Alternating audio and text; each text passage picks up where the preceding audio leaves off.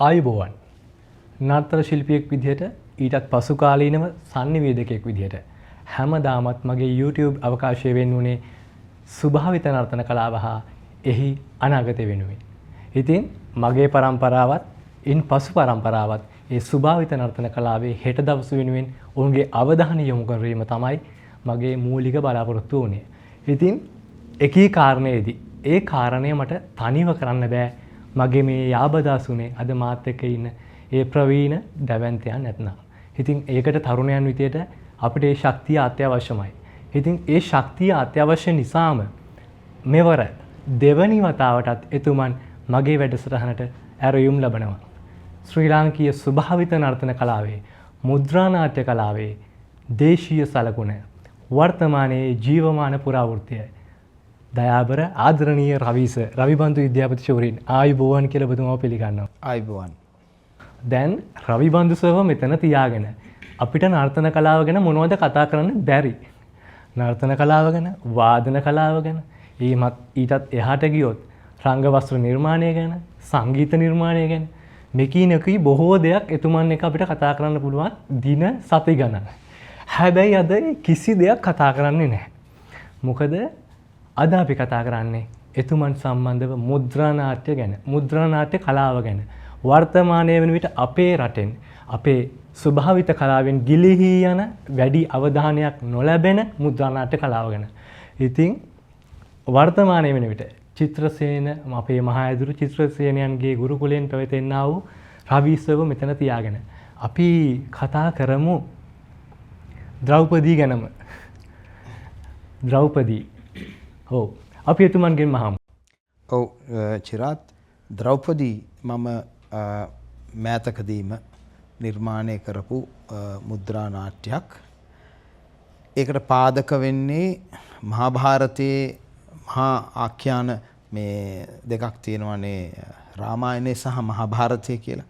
මෙන්න මේ මහා භාරතය කියන මහා සාහිත්‍ය කෘතියේ ප්‍රධාන කාන්තා චරිතය තමයි ද්‍රෞපදී, පංච පාණ්ඩවයින්ගේ බිරිඳ. එතකොට මේ කතාවේ හැටියට ද්‍රෞපදීට බොහෝ තාඩන පීඩන මේ ඒ සමාජයේ පිරිමින් විසින් සිදු කරනවා. එතකොට එක්තරා විදිහක හිංසනයකට ලක්වෙන කාන්තාවක්. ඒ නිසාම ඇයගේ මනෝභාවය, මනෝ ස්වභාවය පරිවර්තනයකට ලක් වෙනවා.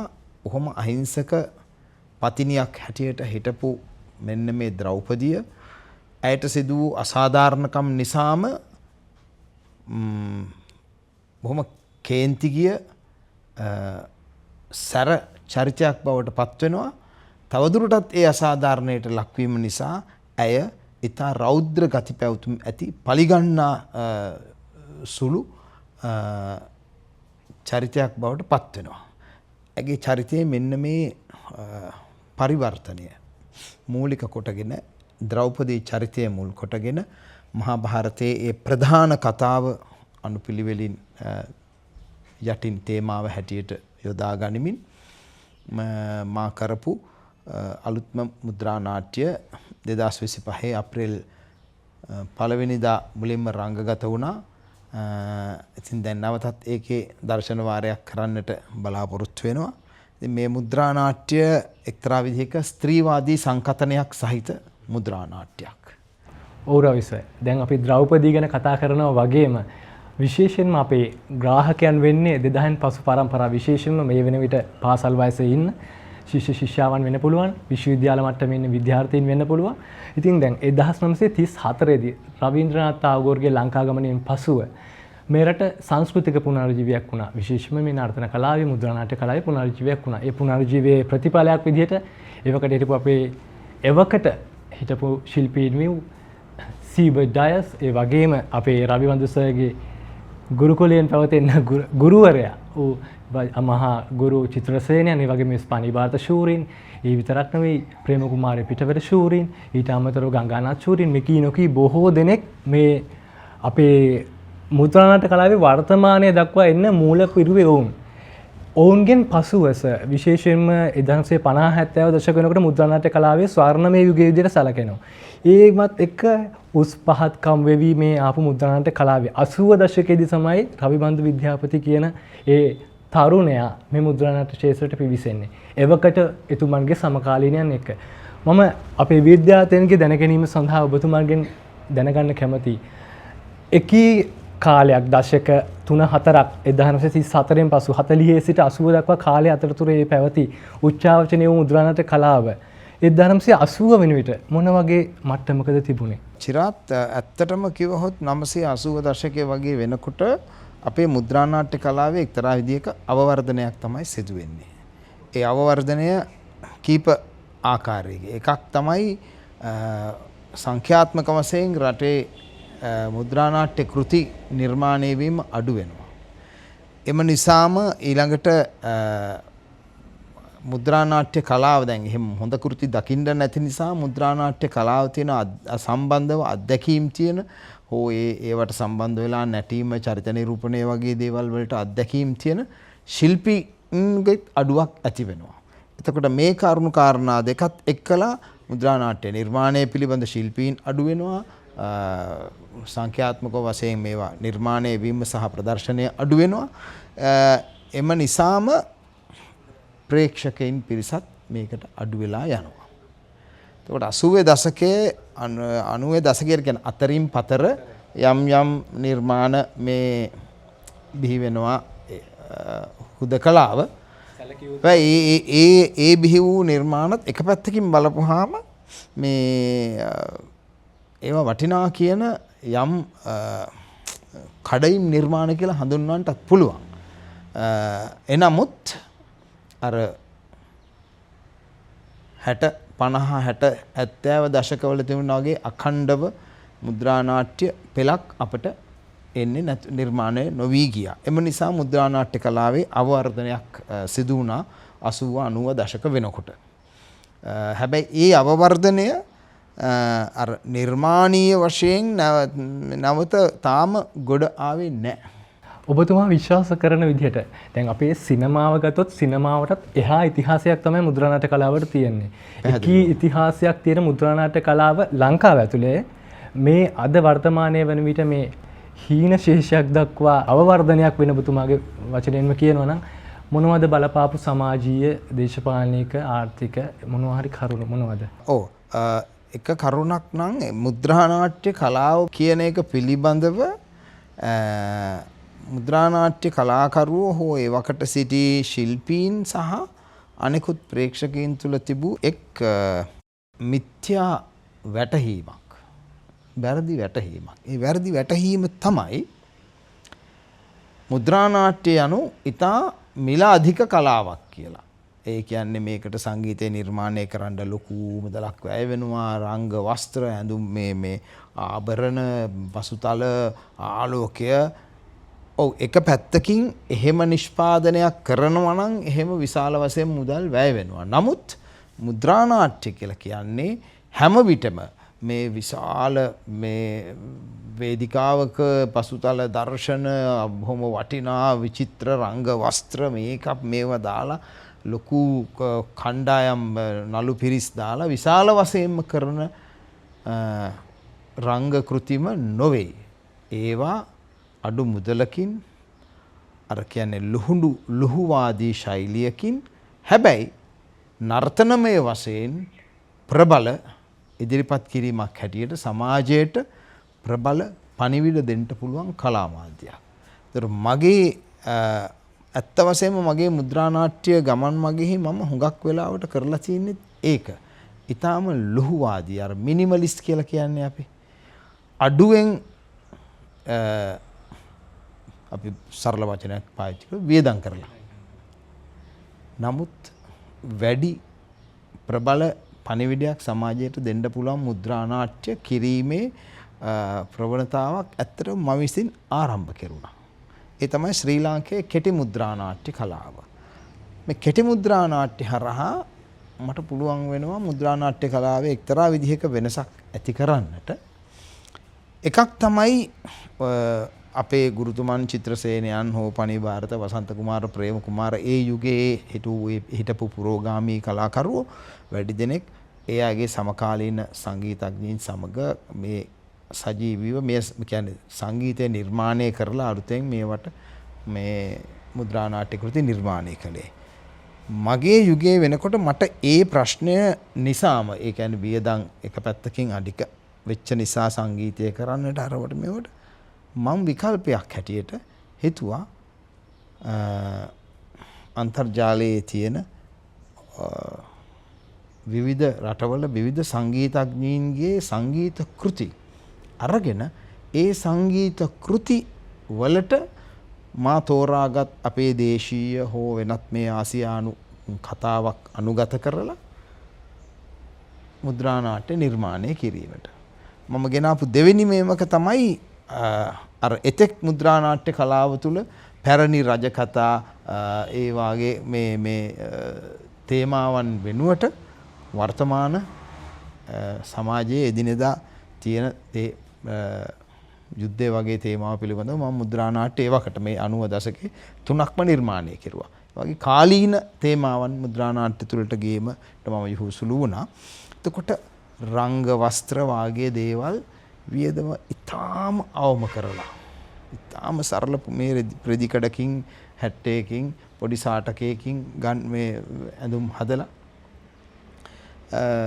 අර විදිහට කලින් පටිගත කරන ලද සංගීතය භාවිත කරලා ආලෝකයේ පවා අඩු ආලෝක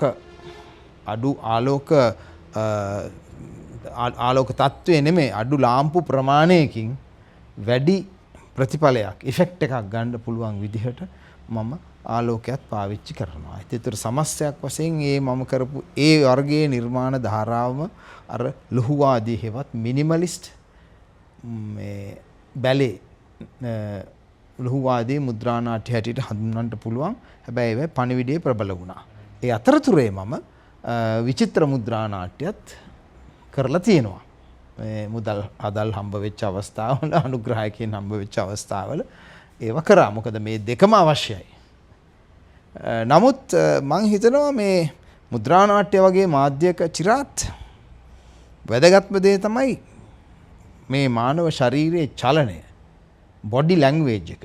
ඒ හරහා අපිට අනෙකුත් ආනුෂංගික අංගවල අඩුවක් තිබුණත් ලොකු මැසේජ් එකක් සමාජයට දෙන්න පුළුවන්. ඒ වගේම රවිස් මට වාසනාව ලැබුණා 2024 දෙසැම්බර් මාසයේ අවසානයේ දෙසැම්බර් මාසයේ 30 වෙනිදා 2024 The Maestro at 65 ඒ උත්සවයේදී ඔබතුමා අතින් නිර්මාණය වූ නිර්මාණ දෙකක් රස විඳින්න. එහිදී මම දැකපු දෙයක් තමයි අර ඔබතුමා කිව්ව දේම තමයි. ඒ රංග වස්ත්‍ර නිර්මාණය එහිදී මම දැකපු සුවිශේෂීම දෙයක් තමයි ඔතෙලෝ මුද්‍රා නාට්‍යයේහි අර වරක විචාරකයන් කියනවා ෂේක්ස්පියර්ගේ ඔතෙලෝ කියන්නේ ශෝකාන්තයකට අවශ්‍ය යුතු සියලුම අනුශාංගික අංගයන්ගෙන් පරිපූර්ණ වූ මුද්‍රා නාට්‍යයක් කියලා. එකී කාරණය සජීවීව මම සක්සුදක්ෂේ අත්විඳා ඔතෙලෝ නාට්‍ය හරහා. මොකද මම ඇතුළුව එතන හිටපු ශ්‍රී ලාංකීය නර්තන ශාස්ත්‍රයේ දැවැන්තයින් ඒ සජීවීවම අත්දැකීම ලැබුවා. ඉතින් එදාම තමයි මේ පිළිසඳරට මූලාරම්භය මුල පිරුණේ. රවිස එක්ක මෙවැනි දෙවැනි පිළිසඳරක් අපි ඔබ වෙනුවෙන් ගෙන එනවා කියන එක. ඉතින් රවිස මම එතනදී දැකපු දෙයක් තමයි මගේ ඇස්මානේ විශේෂයෙන්ම අපේ මුල් යුගයේ මුද්‍රා නාට්‍ය ශිල්පීන්ට තිබුණ චෝදනාවක් තමයි ඉන්දියානුකරණය වීම. ඉන්දියානු චලන ඉන්දියානු අහභාෂය වැඩිපුරම ඔවුන් අධ්‍යයනය කරන නිසා එම ශෛලිය එවකට ශ්‍රී ලාංකික සමාජයෙන් බැහැරවීම මුද්‍රා නාට්‍ය කලාවේ පරිහානියට එක්තරා හේතුවක් කියන එක. නමුත් ඔබතුමාගේ නිර්මාණයන් වලදී මම දැක්කා දේශීය සලකුණ, දේශීය චලන, දේශීය සංචලනයන් වැඩිපුර නෙමේ තිබුණෙම ඒ විදිහටම තමයි නිර්මාණය කළ තුනේ. ඔබතුමාගේ භාවිතාව කොහොමද ඒ සම්බන්ධව? ශිරාත් මම හිතන්නේ අර ಭಾರತೀಯ චලන හෝ ඒ ගති ලක්ෂණ ඒ විචිත්‍රත්වය පැමිණීම පරිහානියකට වඩා ඇත්ත වශයෙන්ම මේ ඒ යුගයේ එක්තරා ලක්ෂණයක් බවට පත් වුණා. හේතුව තමයි අපිට මුද්‍රා නාට්‍ය පිළිබඳව ඒ සමස්ත සංකල්පය එන්නෙම තාගොරුතුමාගේ නෘත්‍ය නාටක කෘති හරහා. එතකොට එක්තරා විදිහක ඉන්දියානුත්වයක් ඒ තුල පැමිණීම ස්වාභාවිකයි.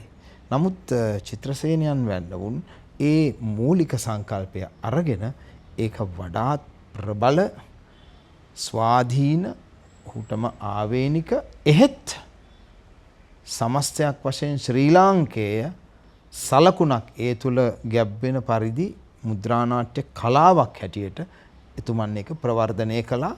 එතුමන්ට පසුව ඒක අනුගමනය කරපු බොහෝ තව ඒ යුගයේ කලාකරුවොත් හිටියා. ඉතින් මගේ ඇත්තටම මගේ කියවීමට අනුව නම් ශ්‍රී ලාංකේය මුද්‍රානාට්‍ය ඉතිහාසයේ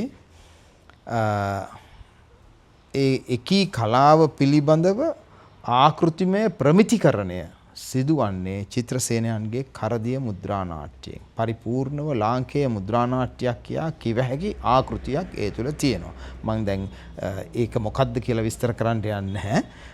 එතකොට මේ චිත්‍රසේනයන් වැන්නවුන් ඒ කලාව එසේ වර්ධනය කරගෙන එහෙම ආවට මේ අර අවවර්ධනයේ නැත්තම් එහෙම මේ පරිහානිය සිදුවෙන්න පටන් ගන්නෙම වෙන හේතු සාධක මත. 1970 අගභාගයේ වෙනකොට අපේ රටේ විවෘත ආර්ථිකය ඇති වෙනවා. එනවා. මෙන්න මේ යුගයේ වෙන විට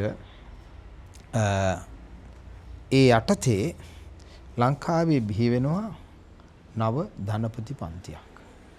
ලාංකේය අධ්‍යාපන ක්‍රමය තුලත් හරබර සංස්කෘතික මානවයෙක් බිහි කිරීමේ ශක්්‍යතාව හොඳින් නැත කියන දේ මට කියන්න සිද්ධ වෙනවා. විශේෂයෙන්ම මේ කලා රස වින්දනය වගේ දේවල් අපේ අධ්‍යාපන ක්‍රමය තුල ගැබ් වෙන්නේ නැහැ. විෂය ඉගැන්වීම තියෙනවා ඒක හරි. නමුත් අර පක්ෂය නොමැති නිසා අර සංස්කෘතික මානවීන් බිහිවීමේ අඩුවක් සිදුවන මේ නිසාම මෙන්න මේ නව ධනපති පන්තිය තුළ විවෘත ආර්ථිකයේ හරහා බිහිවන හොඳ අර කල්චරල් බෑග්ග්‍රවුන්ඩ් එකක් සංස්කෘතික පසුබිමක් නැහැ. ඒ නිසාම මේ වගේ කලාවන් පිළිබඳව ඔවුන් තුළ තිබූ රසිකත්වය වැටහීම බොහොම අඩු වෙනවා. ඒක එක හේතුවක් වෙනවා මේකට අනුග්‍රහයකින් සොයා ගැනීමට. එතකොට ඒක මේ මුද්‍රානාට්‍ය කලාව තුළ විතරක් බලපාපු තත්වයක් නෙමෙයි. සමස්ත ලාංකේය සංස්කෘතියටම මිනිසුන්ගේ පැවැත්මට හඳින පළඳින කන බොන යන මේ හැම පැත්තටම ඒක බලපානවා. ඒකෙන් ප්‍රධාන වශයෙන්ම ඒ එක්තරා විදිහක බලපෑමට ලක්වන ප්‍රබල කොට්ටාසයක් නැත්තම් කොටසක් තමයි සංස්කෘතියේ කලාව. ස්වභාවිත කලාව. එතකොට අපිට නැති වෙන්නේ මෙන්න මේ ඔය කිව්ව මේ සාධක නිසා මෙන්න මේ ස්වභාවිත කලාවන් පිළිබඳව වැටහීම තියෙන පිරිසක්.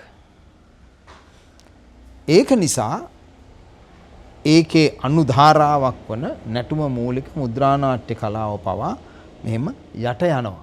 මොකද මේවට අනුග්‍රහය දක්වන්න ඒව ගැන කතා කරන්න එහෙම මේ මිනිස්සු නැතුව යනවා.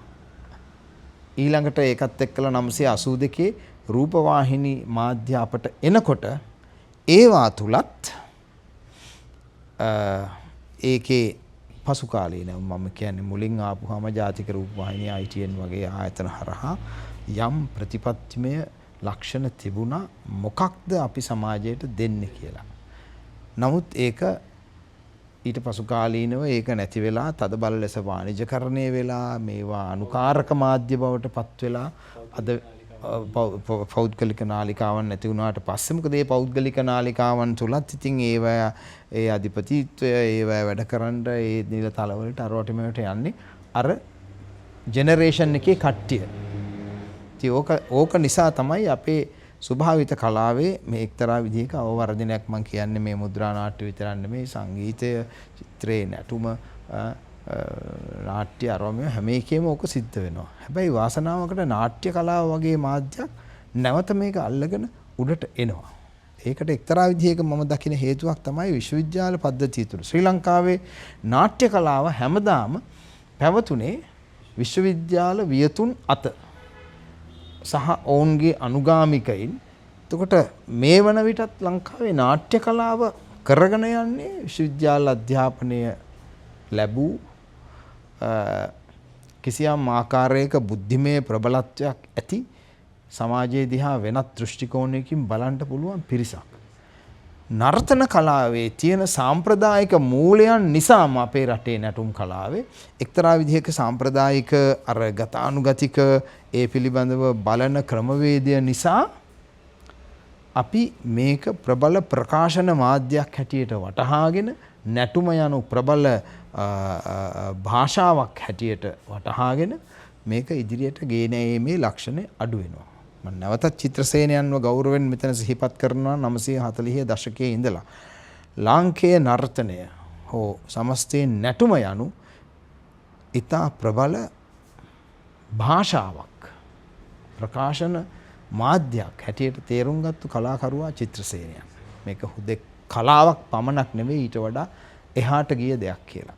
ඉතින් මේ ඒ තත්වයේ උඩ තමයි ලංකාවේ මුද්‍රා නාට්‍ය කලාව මෙහෙම හීන වෙලා යන්න පටන් ගත්තේ. ඔව් රවිස සඳහන් කරා වගේ චිත්‍රසේනයන්ගේ අද දවස දක්වා එතුමන් අපි අතර නැති වුණත් එතුමන්ගේ ඒ දායකත්වය අපි අතර තියෙනවා කියන හොඳම සාධකය තමයි රවිස අද වෙනකොටත් ශ්‍රී ලංකාවේ නර්තන ශාස්ත්‍රයේ මේ පාසල් මට්ටමේ මුද්‍රා නාට්‍ය කලාව ගැන තියෙන පොතේ මුද්‍රා නාට්‍ය කලාව ගැන පරිච්ඡේදයේ චිත්‍රසේනයන්ගේ කරදිය අදටත් අපි අතර තියෙනවා.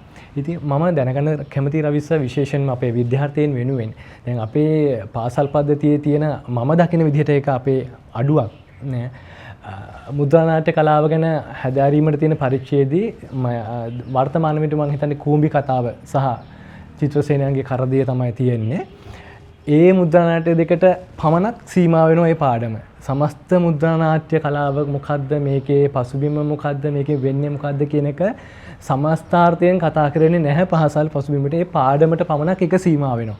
ඉතින් මම ඔබතුමාගෙන් විද්වතෙක් විදිහට අපේ ඉන්න දැවැන්තයෙක් විදිහට දැනගන්න කැමති මේ ඔබතුමා පාසල් පද්ධතියට විශේෂයෙන් මේ අධ්‍යාපන පද්ධතියට ඔබතුමාගේ මොන හරි අදහසක් තියෙනවද ඒ වෙනුවෙන් මේ මුද්‍රා නාට්‍ය කලාව එකකට දෙකකට ලඝු කරන්න එපා කියන ඔබතුමාගේ අදහස මොකක්ද? ඔව් දැන් ඊට පසුව බෙහෙවුණු වෙනත් මුද්‍රා නාට්‍ය ඇතිනම් ඒවා පාසල් විෂය නිර්දේශයට හඳුන්වා දිය යුතුයි. ඒක හරි. ඒක හැම වෙන්න ඕනේ. මොකද ලෝකේ හැමතිස්සෙම අනෙක් අලුත් නිර්මාණ සමාජයට හඳුන්වා දෙනවා. ඒවා විශ්වවිද්‍යාල අධ්‍යාපන පද්ධතියට, පාසල් අධ්‍යාපන පද්ධතියට එක්කහුව වෙලා ඒවා පිළිබඳව සාකච්ඡා කරලා ඒවා විශ්ලේෂණය කරලා විචාරයට ලක් කරලා සමාජයේ අලුත් දැනුම ලබා දෙනවා. අලුත් කෘති පිළිබඳව. මොකද අද නිර්මාණය කරන කෙනෙක් ලෝකේ හුඟක් වෙන දේවල් දැකලා කරලා අහලා සමහර විට විශේෂයෙන් ඒ පිළිබඳ අධ්‍යාපනයක් ලබා වඩා අලුත් නැවුම් ප්‍රවිෂ්ටයකින් මුද්‍රා නාට්‍ය කලාව වෙත එළඹෙන්නේ. එතකොට ඒකම අලුත් අත්දැකීමක් වෙනවා ප්‍රේක්ෂකයින්ට. ඒ නිසා මෙන්න මේ අලුත් ප්‍රවණතා ඇති වෙන්න ඕනේ, ශෛලීන් ඇති වෙන්න ඕනේ. ඒ වගේම ප්‍රේක්ෂක දැනුමත් ඒ විදිහට රසඥතා මට්ටමත් අලුත් වෙන්න ඕනේ. රසිකත්වයත් අලුත් වෙන්න ඕනේ. එහෙම වෙන්න නම් අලුත් කෘති ඉදිරිපත් වෙන්න ඕනේ සමාජයට. ඒ කියන්නේ විශේෂයෙන් පාසල් පද්ධතියට එක්කහුව වෙලා ඒවා පිළිබඳව සාකච්ඡා වෙන්නත් ඕනේ. තව ප්‍රශ්නයක් මම දකිනවා දැන් අපිට එක්තරා විදිහක මේ ප්‍රසංග කලාව පිළිබඳව හරි හොඳ ආයතන නොමැතිකම. මේ වන විට විශ්වවිද්‍යාල පද්ධතියේ යම් යම් ආකාරයට ප්‍රාසංගික කලාව පිළිබඳව ඉගැන්වීම් කෙරෙනවා. රංග වින්‍යාසය, ආලෝකකරණය, රංග වස්ත්‍ර නිර්මාණය ආදී දේ. නමුත් මීට වඩා ඒක සමාජගත වෙන්න ඕනේ. ඒ නිසා එහෙම ආයතන හෝ ඉගැන්වීම් ක්‍රමවේදයන් වල තියෙන අඩුව නිසාම අපිට මුද්‍රා නාට්‍ය නිර්මාණ ශිල්පීනුත් අඩු වෙනවා. මොකද විෂය පිළිබඳව දැන් නැටුම් විතරක් දැනගත්තට මුද්‍රා නාට්‍යයක් කරන්න බෑ. ඒක රංග කලා මාධ්‍යයක් පරිපූර්ණ. ඒකේ රංගනය, ඇක්ටිං, චරිත නිරූපණය, මේ මයිම්, රංග වින්‍යාසය මේ නැටුම නිර්මාණය කරන්නේ කොහොමද? මේක හුදෙක් මේ මිනිත්තු 5ක නැටුමක් නෙමෙයි, කතන්දරයක්, රංග වින්‍යාසයක් මගින් ඉදිරිපත් කරනවා. රංග වස්ත්‍ර කලාව රංග ආලෝකයේ භාවිත කිරීම මේ භාවයන් වඩා තීව්‍ර කිරීමට සමස්ත ඉදිරිපත් කිරීම මෙන්න මේවා අපි උගන්වන්න ඕනේ ආධුනික ශිල්පීන්ට. ඒ සඳහා ආයතන ලංකාවේ නැහැ. අඩුම ගානේ ජාතික ආයතනයක්වත් රාජ්‍ය ආයතනයක්වත් නැහැ ප්‍රසංග කලාවට. ඒවත් අඩුපාඩු තමයි අපිට මේ වාගේ කලාවන් මෙහෙම යට යන්න. මේ කවුරුත් මේ හුදකලාව කරන නිර්මාණ කරන්නේ ඒ අය තමන් කරන්නා වූ පෞද්ගලික අධ්‍යයනයන් සහ ඔවුන්ගේ අත්දැකීම් හරහා.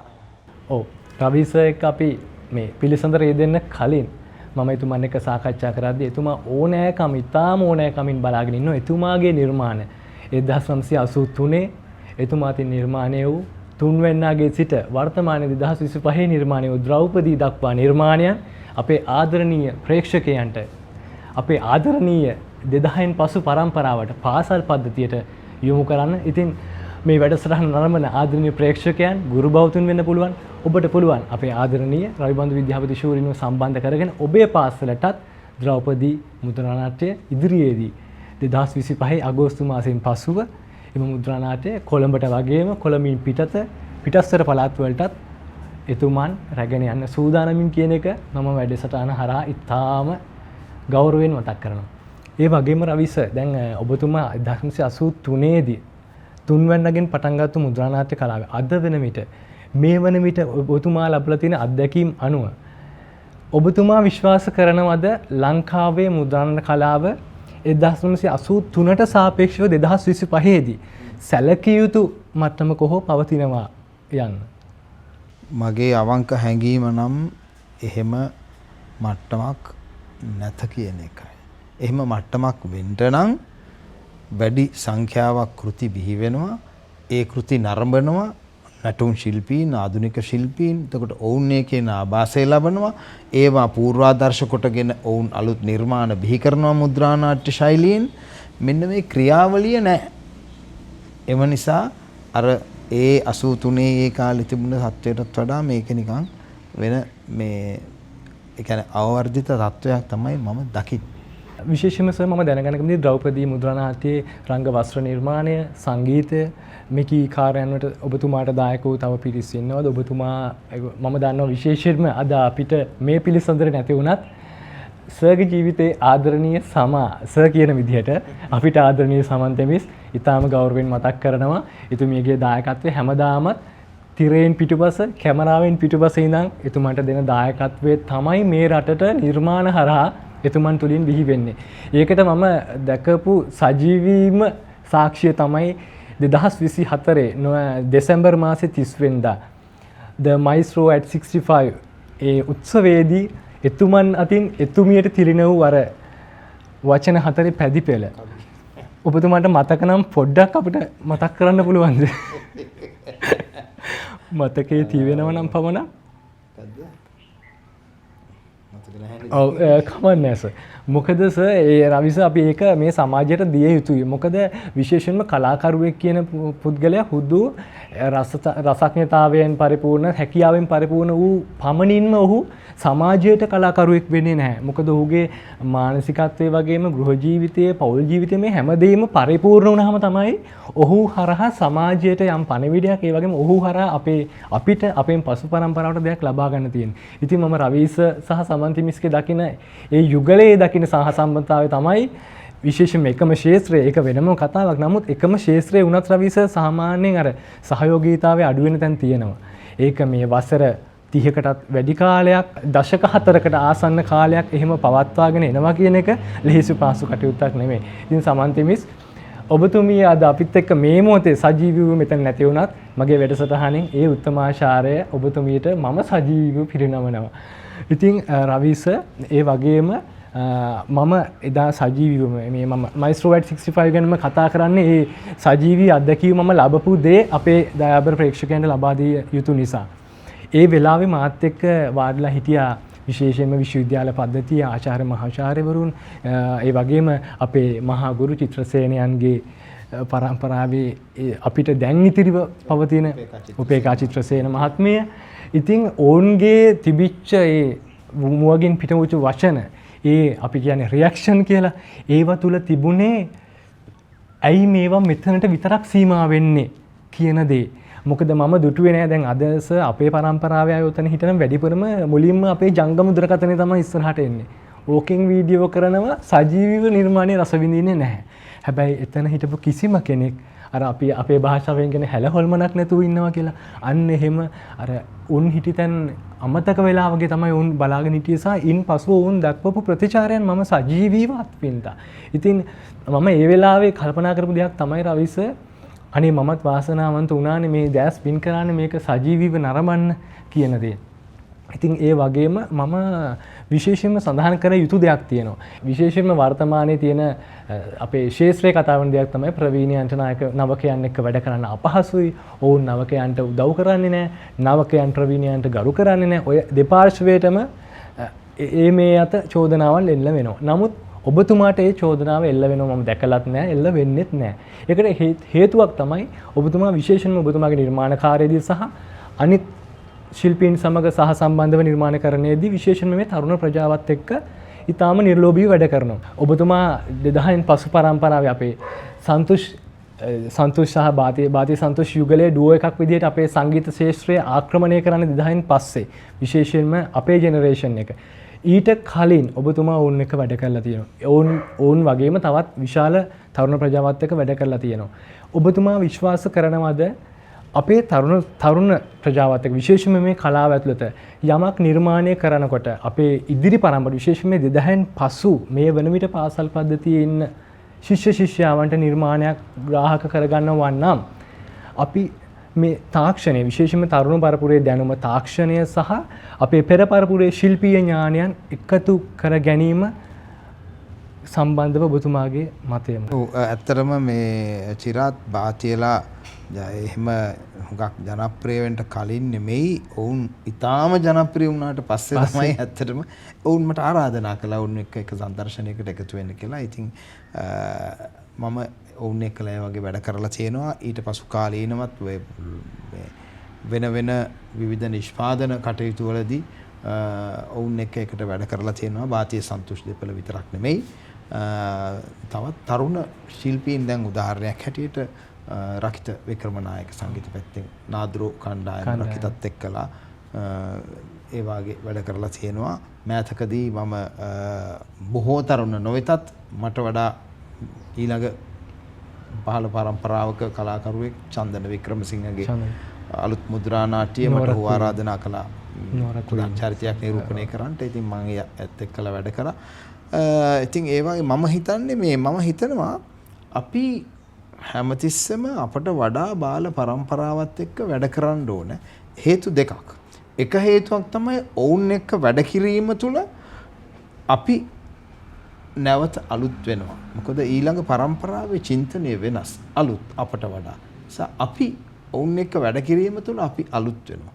දෙක තමයි අපේ ගුරුවරුන් හරහා අපේ අත්දැකීම් හරහා අපි ලබාගෙන යම් කිසි දැනුමක් අත්දැකීම් පද්ධතියක් තියෙනවා නම් ඒක අපි බෙදා හදා ගන්න ඕනේ. මොකද මේවා තව මෙහෙම පල්ලෙහාට යනකොට මේ දැන් මේක හිස්ටරි වෙලානේ තියෙන්නේ. එතන මේ හිස්ටරි එක ෂෙයා වෙන්න ඕනේ ඊළඟ පරම්පරාවල් එක්කලා. ඉතින් ඒ කරුණු දෙක මත මම හිතනවා අපි වඩාත් අපට වඩා බාල පරම්පරාවේ තරුණ ශිල්පීන් එක්ක වැඩ කිරීමට යොහුසුළු විය යුතුයි. ඉතින් සහ වකීවරි තාක්ෂණය යොදා ගැනීම කියන එක තාක්ෂණය කියන්නේ මෙවලමක් පමණයි. ඒක මෙවලම් පද්ධතියක්.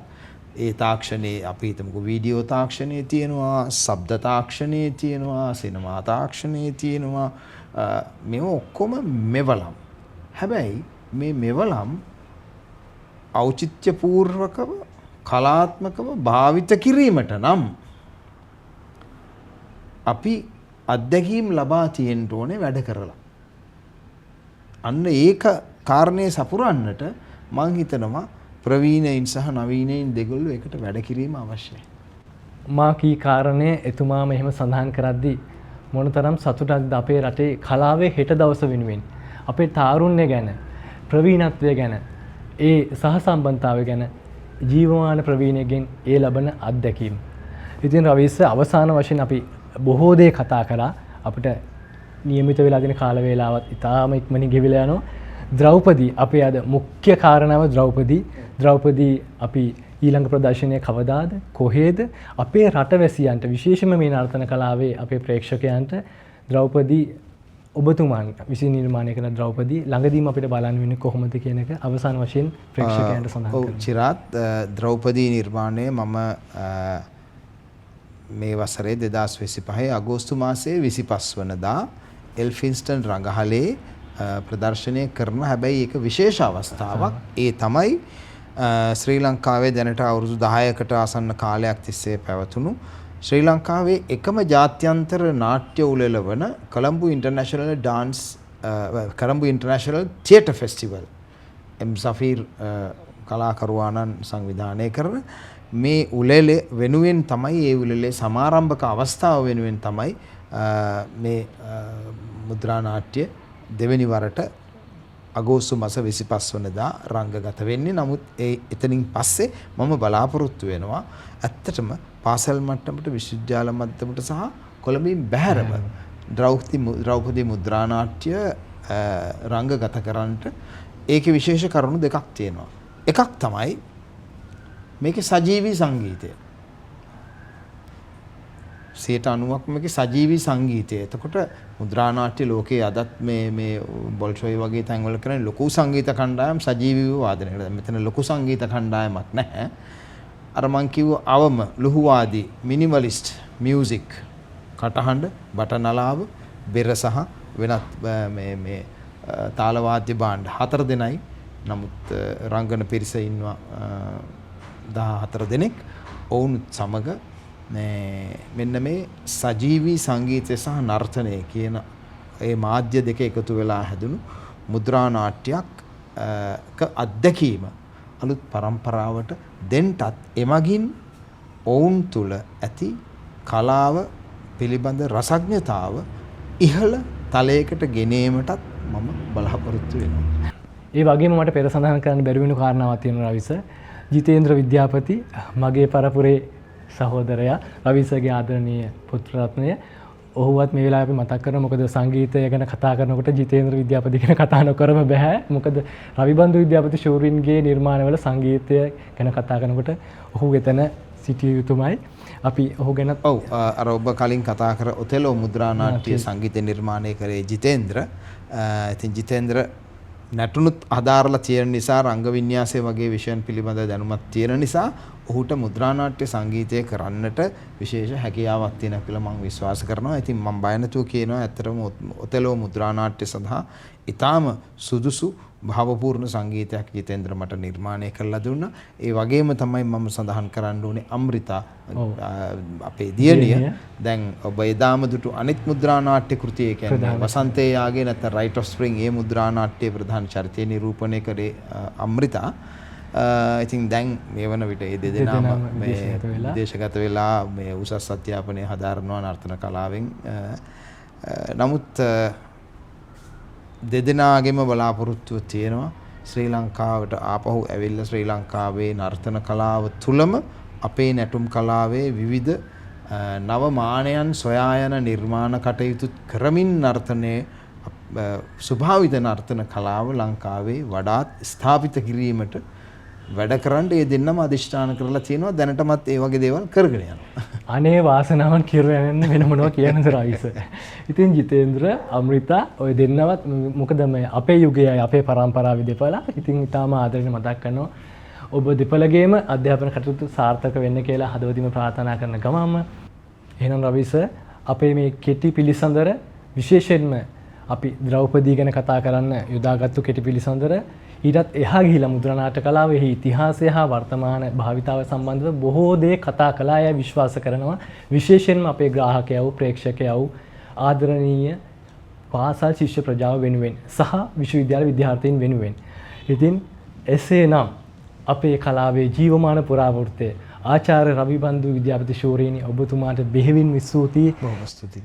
එසේනම් මෙවැනිම වූ සුන්දර පිළිසඳරක් සමගින් ස්වභාවිත නර්තන කලාවේ හෙට දවස වෙනුවෙන් අපි නුදුරේදීම හමු වෙමු. ඔබට ආවඩා ආයු බොහෝ වේවා.